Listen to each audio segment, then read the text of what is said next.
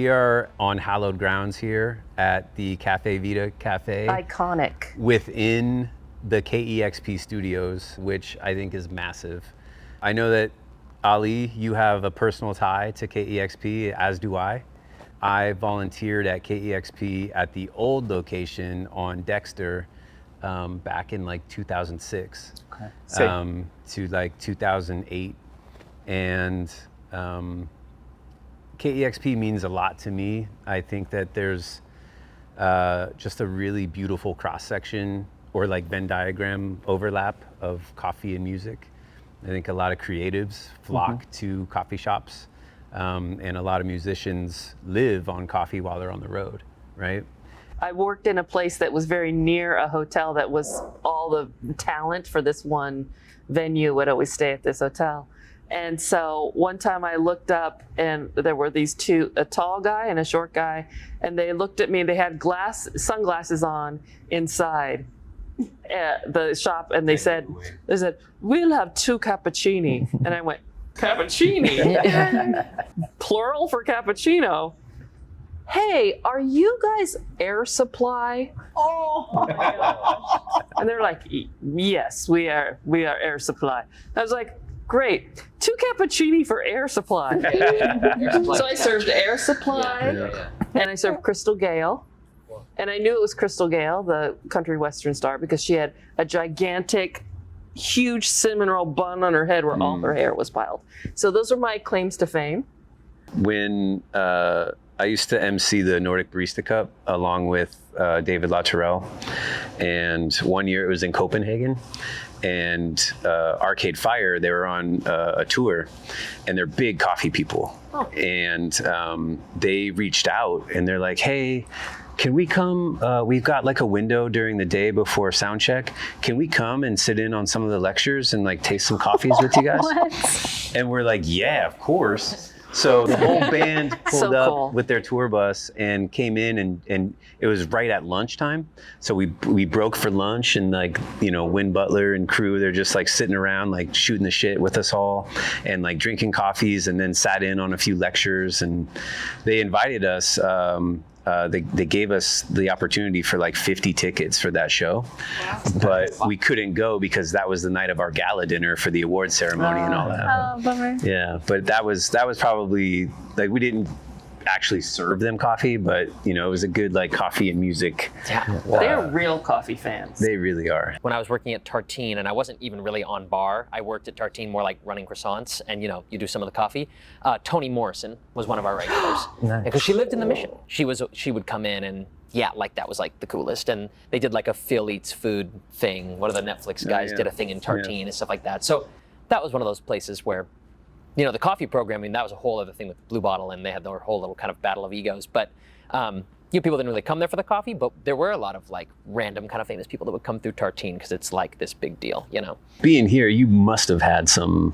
I mean, I don't serve coffee here though. That's fair. That's fair. I think the only experience of serving someone famous was when I worked at Delano's. We'd serve coffee backstage at the Washington State Fair. Yeah. We got to my team knows this, but I'm awful with musician and band names. But I knew this band. It was Modest Mouse. Got to serve them backstage. We weren't allowed to like really fanboy, take photos or anything like that. But I was like, texting my friends. Got like a secret photo under the arm. Of course, yeah. Awesome.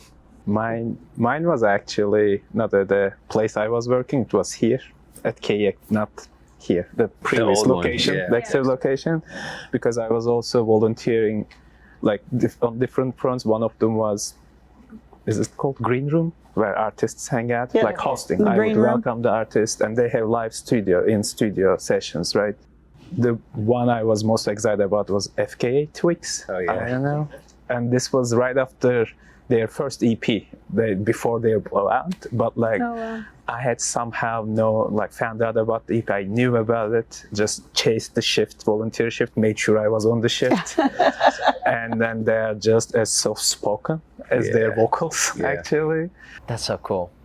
Yeah, I mean, Seattle, the coffee overlap thing, I mean, it was inevitable. Massive. Yeah. Had to talk about it. Yeah. honestly, I can't have us be in KEXP without giving a shout out to Deep Sea Diver. Oh, cool. I don't know if anybody's following Deep Sea Diver, but Elliot Jackson worked at Espresso Supply for, 10, 12, 15, I don't know how many years. It was a long time. We celebrated his 10th anniversary in 2017. And they are currently just going on a tour. I've seen them play right outside, and it's just been such a long time coming for the success that they're having now. I couldn't be happier, and he is just a wonderful person, and the whole band is outstanding. That's so great. Seattle, to me, is a very important town. I moved here almost directly out of the Army when I was 21. I left the Army, I went back home to my hometown of Erie, Pennsylvania. I started managing the coffee shop called Cappuccinos. That was like my teenage everything, you know. Those punny names. Yeah, exactly.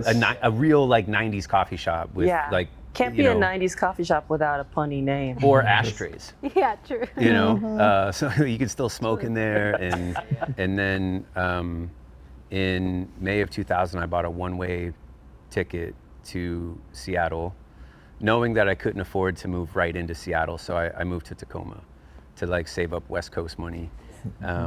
And I started working at a coffee shop. My second day in town, I got hired right away.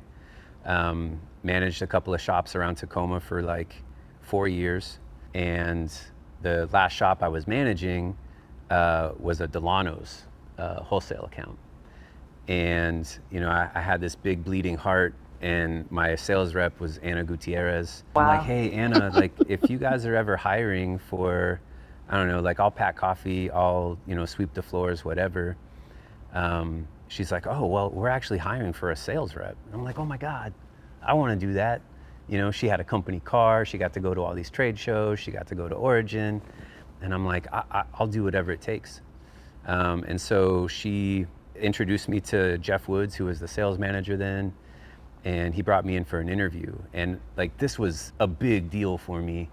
And I'm like, okay, professional, you know? So I like put on like a button up and a tie, which, you know, like that's not really Delano's flow, right? So I went in and I interviewed with Jeff, and I was just so tight and rigid. And he's like, you know, like after the interview, he's like, I've no doubt that you'd be respectful and responsible and you would do the job, but I don't know if you fit. And I'm like, what do you mean? He's like, well, you're a little too tight and you're wearing a tie. and I'm like, oh, but dude, this isn't me. Like, I thought this is what you wanted. And so I'm like, give me another shot. He's like, okay, I'll bring you in for a second interview, but it's gonna be with the owners, the owners' parents, all these department heads, you know, cause it's like a family business. I went home and I'm like, they need to know who I am completely. So I started concocting all these ways to show them who I am. I was like, I'm gonna bring in my photo album, you know, cause like I still had, you know, it was before cell phones, really. So I brought my photo album to show like where I've been and like what I like to do.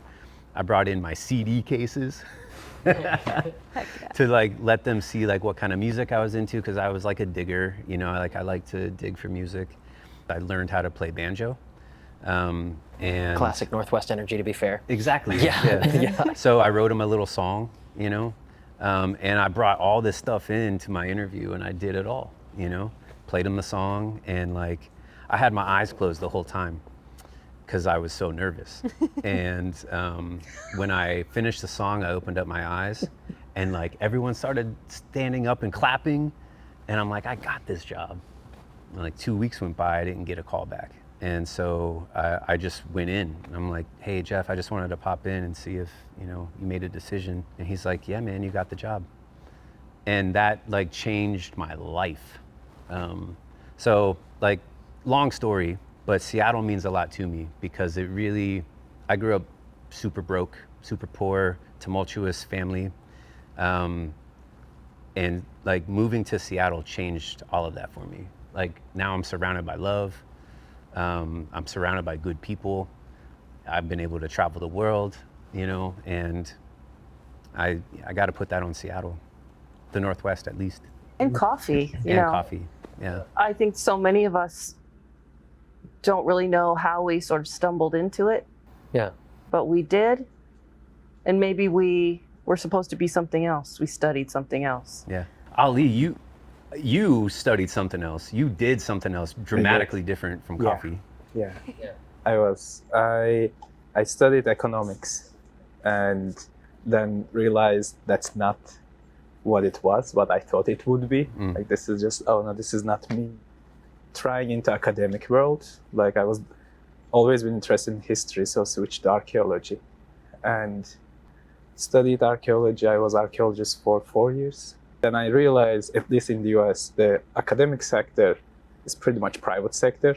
How you need to just, you know, you're always on your like toes, and like you need the tenure track thing, and like especially for social sciences, the compensations and then everything.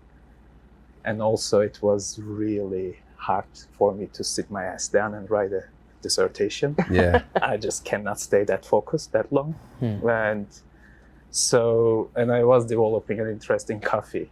Similar to what you were saying, like different ways of like pulling back. In different points in my life, I was always introduced back to coffee. But breaking point was, I was in Boston doing study abroad, and hair vendor, Stumptown. Hair vendor. Hair vendor. This is 2010. Yep. I ordered a latte. I took a sip, and then just like, if this is coffee, I'm not drinking coffee back home. So that's how it started. That's how it was for me when I went to Norway. Yeah. I had already been in coffee for 10 years before I moved to Norway. And the stuff that Robert Thorson at Java was doing, putting across and I met Tim Wendelbo when he was 19 years old, and he was making cappuccinos, and I was like, I've never had cappuccino before, if this is cappuccino. They literally pushed the whole world up with that. And I was like, oh crap. Yeah. I can't leave now. What about you, Laura? How did it all start for you? Did it keep pulling you back and pulling you back? No, not at all. More like a bolt of lightning or thunder hit. So basically, I had been in California. I needed a job. I heard that there was the two owners of Uptown Espresso Partnership, and one of them needed a personal assistant. So I was hired as personal assistant. But it wasn't a long time before I got integrated to the shop. My allegiances changed to the other partner, Jack Kelly. And it was really an amazing time because it was like 1990. And they had one machine in a shop of 900 square feet. Very quickly, we put another one out on the street. So it had a cart and a shop. And in the morning, both of those places would be slammed. I mean, it really formed this idea of the community. So I didn't work behind the bar very much, but it really instilled that idea that there's a relationship between the shop and the customers. It really was a very interesting experience about being, I kind of feel like being at ground zero of a really huge event that started right here in Seattle. You know, at that time, you know, it could have been just like, hey, this was my crazy job that I had when I was 30. Haha, these were characters. But the characters in coffee, there's a lot of characters in coffee. Yeah. Some of them go on to be Howard Schultz or whatever, right? Sure. Yeah. Sure. Ken Bakke or whatever it might be. George Howell. Yeah. Playing interviews with banjos and things like that. Yeah. Totally. There you go. Yeah, totally. What about you, Champ? So, like, your first entry into coffee was winning the U.S., right? Yeah, that's where I started. Yeah. For sure. Going like way back, I guess sum it up, coffee's always been about community for me. But I started working at a cafe in Coeur d'Alene, Idaho, and it was kind of the center spot for where everybody met to go hang out at the lake or just to hang out. And the baristas were super cool, and like they liked really good music and movies, and they're all like a little older than me, and I really wanted to be like them. So I tried to apply for a job, and the owner was like, you have no experience, like can't do it, sorry. One day they were super busy and I was hanging out and they're like, hey, can you hop on register? Yeah. I was like, yeah, let's do it. That's awesome. And I had the most, probably like one of my favorite days ever in coffee. I just got to talk with people and hang out and figure out what they wanted and like be able to deliver on that. And it was really cool. And then I moved to Seattle for school, really coffee, and I got hired on at Cafe Ladro. Word. And Layla Gambari, now Wilbur, she was the head trainer at Ladro. Like just hearing her talk for the first time and just nerd out on coffee and take me through my first cupping. Yeah. It just showed me like, oh man, I want to be like her. She's doing something in coffee. Like she's not just a barista, even though I love being a barista. Like that's cool. That's really cool. So, and then Delano's offered me a position. Fellow alum. Story, honestly, that story is like so real because that's exactly how Delano's was. So I became really close with this crew. Truth. Yeah. And when I started prepping for competition, going back into it, because I'd already competed twice at that time, but jumped back into it in 2018. And yeah, they're just huge support. I honestly, I don't think I would have won if it wasn't for their support and their like cheerleading and just, you need a whole team. That's really what that competition's about. And if you think you can do it alone, good luck. That's the truth. Yeah. What were your favorite hangouts when you were coming up in the area? Around here? Yeah. Well, it was funny. Cafes. Yeah, I mean, coming up over in Ellensburg, a couple hours east, and to kind of hear people's experiences getting into it and stuff. I mean, yeah, it was like, in my hometown, it's just D&M coffee. Yeah. And really, it was just hanging out there. And it wasn't until I moved to Bellingham, big surprise, going over to what's now, Camber, and they were kind of from Tony's and the whole thing, that I was dating somebody who drank coffee. And I was like, coffee's cool. It's a place to hang out, whatever. It doesn't taste very good. And a friend took me to, I think, a now closed Onyx coffee bar. And oh yeah, and that, you know what I'm talking about? Yeah, he did. Yeah, Edwin did have a little coffee shop. Right at the very end of like Railroad. That's right. And yeah, I went in there, and it was that. the same thing. Your experience in Europe, where I'm like, whatever, coffee's fine, and it's somebody walks you through the cup of Ethiopian, and you have this whole tea-like experience and everything. And yeah, it was just kind of game over after that.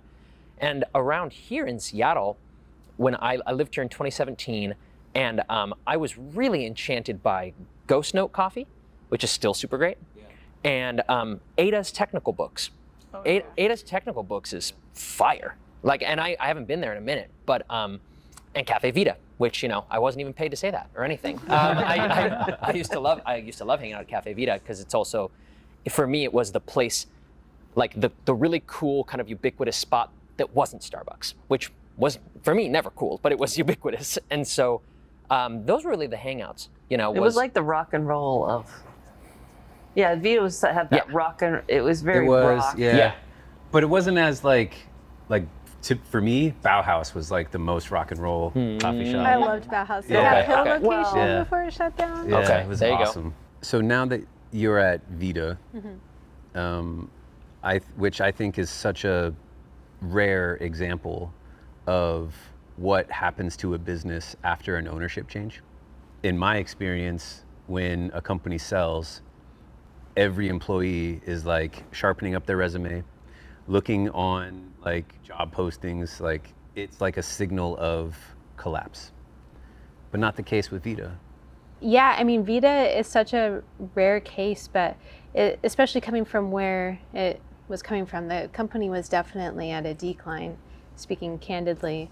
But Deming revived it. And it's all because of his attitude, his style leadership, his focus on the end goal versus the minutia that's happening in between, which when change happens, people don't like change. And so there's a lot of movement with staffing. And that did happen. Like our team did shift a lot. And we're also dealing with a pandemic simultaneously.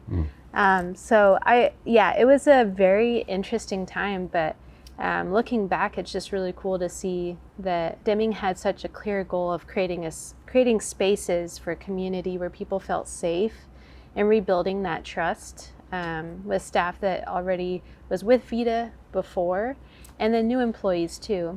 And really just entrusting people to run with their talents. That's it. I think the best leaders are the ones who delegate effectively, you know, and who trust in the people that they've brought onto the team, you know, and it sounds like that's what's happening. It's really great to see. I think to that point, like a lot of it is the transparency in the industry, because like Güldüren coffee, like you weren't allowed to talk about the recipes and the blends. That's right. You weren't allowed to, like, if you wanted to be a roaster, it was a secret. Then you like, it was hard to even touch the machine. Like you had a shadow for the longest time before you could even touch the machine. And I think there's some of those standards still exist, but there's definitely a lot more transparency. For sure. Yeah, for sure. I think that, and this is absolutely my bias working in media, but like social media has changed that forever. And that's not really specifically what you're talking about, but this idea of what do you want to do in it, and where's that information? It's pretty plug and play right now. That's right. It's pretty. A lot of it's open source, and what's funny is that then when you're in the industry in a different capacity, you're also actually through the supply chain asking for like more transparency at different points, and that's like a whole other thing. But as far as like getting into the work, I think that you, maybe to your experience, people that are like, oh yeah, I now know who Ian Williams is in Portland, and I want to do that.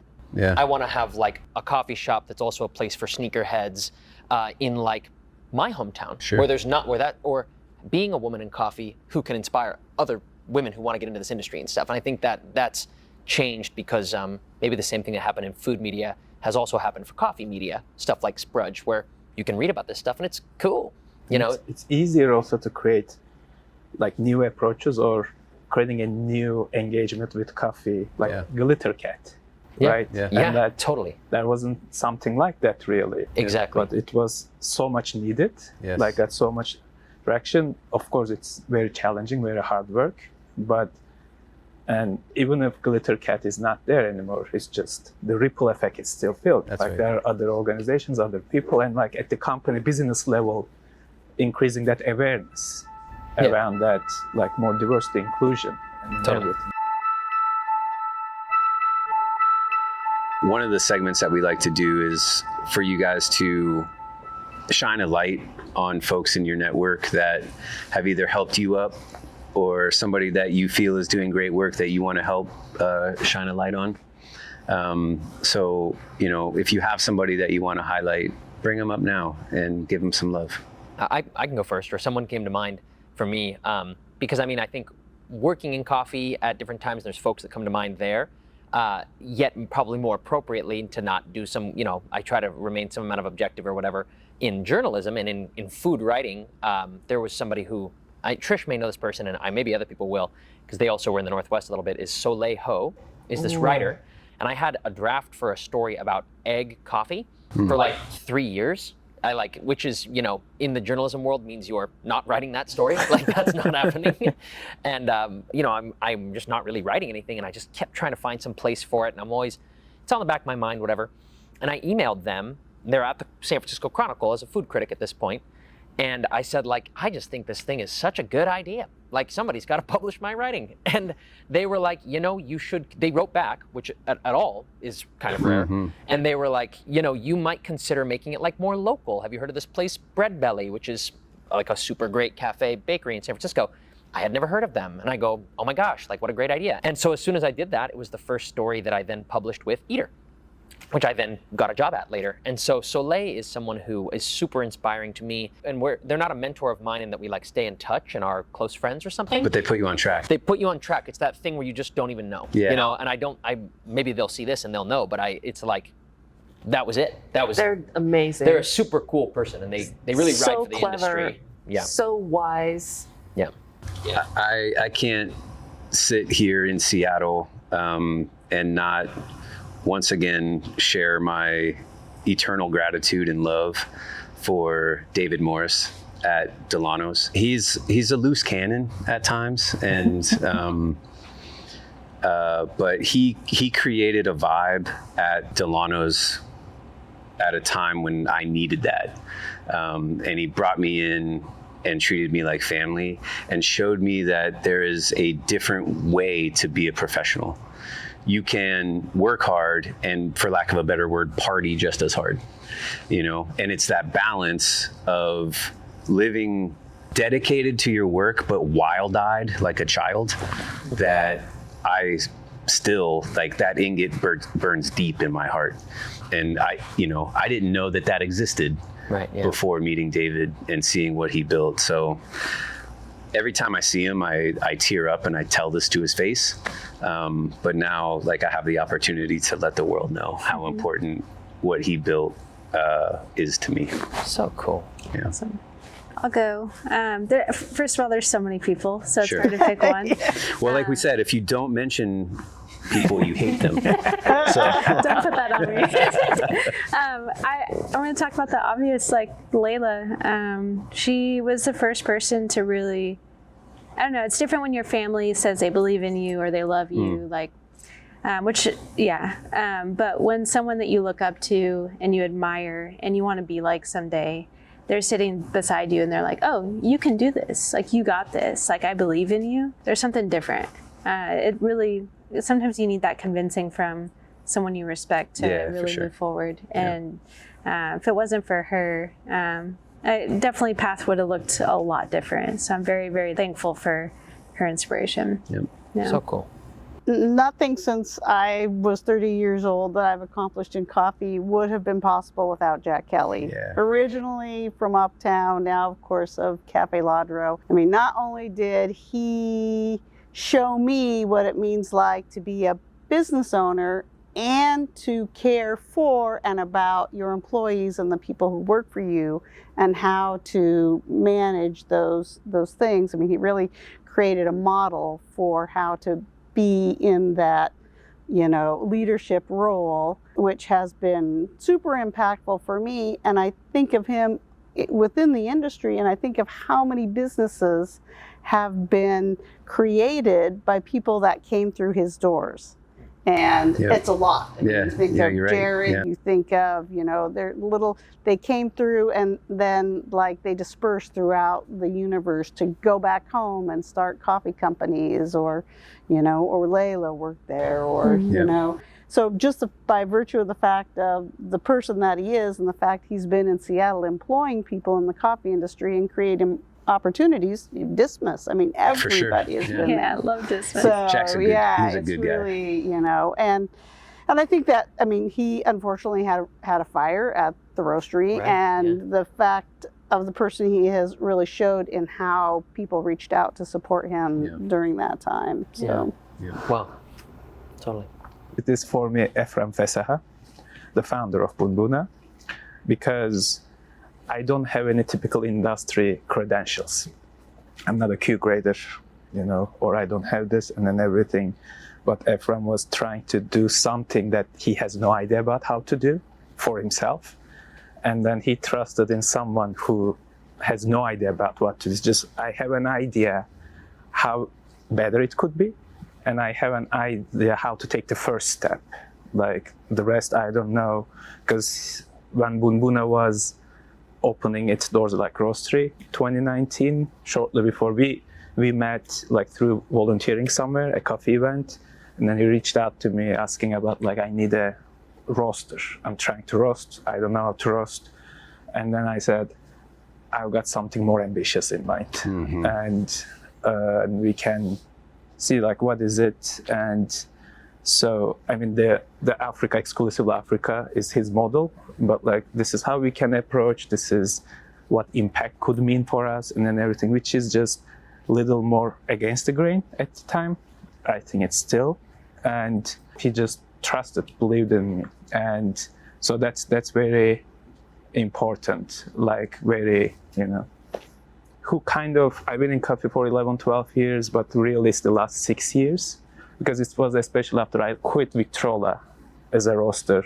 I wasn't learning there. I wasn't happy with what is one of those acquisitions and mergers going more typical way. And I traveled in South America, coffee travel on my own, connected with people, co-ops, like attended events, judged in a random hula competition I was invited to. And I said, I don't know how to cup really. It's okay, just come on. And like just opening my eye to that came up with a lot of inspiration, a lot of ideas, opinions about what I want to do, where I want to go. So it just trusted me that. And so I just appreciate that a lot. And what makes it complicated is I don't know what my future is at Bunbuna. Probably it's very short, near term, and like going our own ways. So in a way, life cycle transformation, evolution of brands too, like even like just the discrepancy or divergence in what you expect, what you vision, or like how things go could lead that, but like, you know, that's just nature of things sometimes. I have a lot of people specifically in mind that I could shout out, and hopefully I'll have the chance to do that. But recently, I in my mind keeps coming to a group of people. They are, I was recently invited, funnily enough, to judge a throwdown, latte art throwdown. This happened like last week. And it was on the peninsula in a town called San Mateo, which is just south of San Francisco. And it's from a cafe called Kazan, great little shop. Yeah, it is. And they were able to draw people from the South Bay and San Francisco Bay Area. So it was a really great peninsula meeting place. And what the people there, for me, having been in the business as long as I have in San Francisco Bay Area and growing up in San Jose, California, living and working in San Francisco now, to be able to walk into a room, 20-something kids, I call them kids, I'm sorry, I call everybody kids, but a whole room of packed 20-somethings, they all had some Filipino Latino mix, very peninsula, very San Francisco South Bay flavor. And I was inspired by their ability to be themselves in that space, to be unabashedly themselves. Yeah. I was fighting myself not to think about what it was like 40 years ago when I was a barista, that everybody can be themselves in that space, and they don't even know what they were doing to me. Yeah. I had no idea how that was so inspiring. Yep. I was on the verge of tears half the time, because I was like, everybody's a little bit brownish Asian in this room, and they don't have to explain it. They all know it.